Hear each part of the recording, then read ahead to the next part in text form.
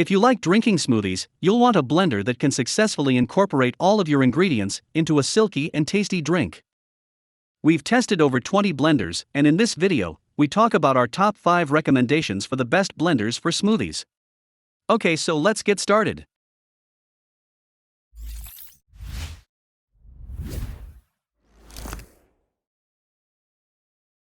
The Ninja Mega Kitchen System is our choice for best overall smoothie blender. This blender has a powerful 1500 watt motor capable of crushing ice and frozen fruit and vegetables. The Mega Kitchen has an extra large 72-ounce pitcher and an additional 64-ounce processor bowl. The stacked and offset blades this unit provides do a much better job blending than a blender with a single blade at the bottom. You can choose from 4 clearly labeled speeds on the front panel, and it also has a pulse setting and an easy pour lid.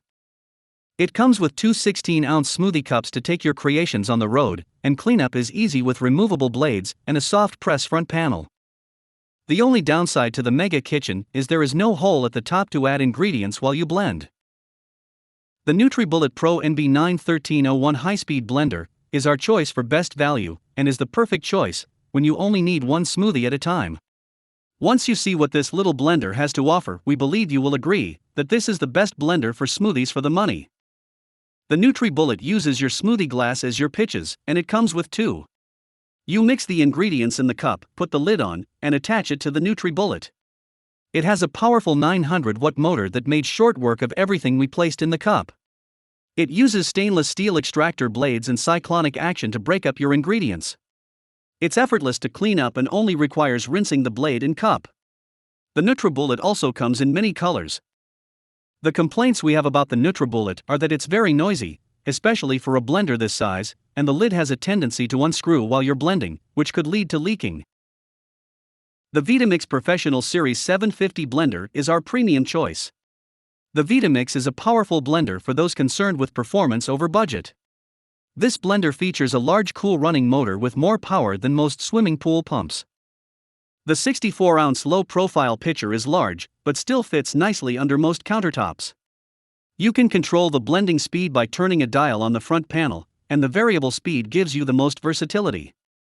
It doesn't have the stacked blade design of our top choice, but the only thing keeping the Vitamix Professional Series blender out of the top 2 spots on our list is the significantly higher cost. The Blendtec Designer Series blender features an outrageously large 90-ounce pitcher that is perfect for parties and large gatherings. The jar has a 5th side designed to prevent ingredients from getting stuck, and in our experience, it worked very well. We never had to stop the blender to mix our ingredients. The Blendtec Designer features a dull blade, making it uniquely suited for homemade dough and ice cream. The friction created by the dull blades can even warm soups. Cleanup is very easy, and you don't have to worry about getting cut on the dull blades. It is just a little bit too large for us, and the dull blades are not great for chopping ice. We like the easy cleanup offered by the touch screen, but this type of screen also doesn't last too long, and you'll be forced to buy a new unit when it goes.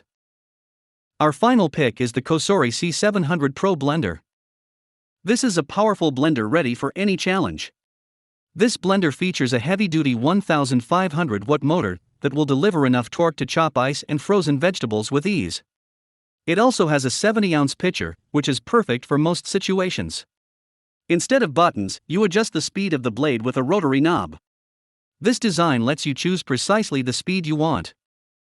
The large pitcher is nice, but this model only has 1 set of blades at the bottom.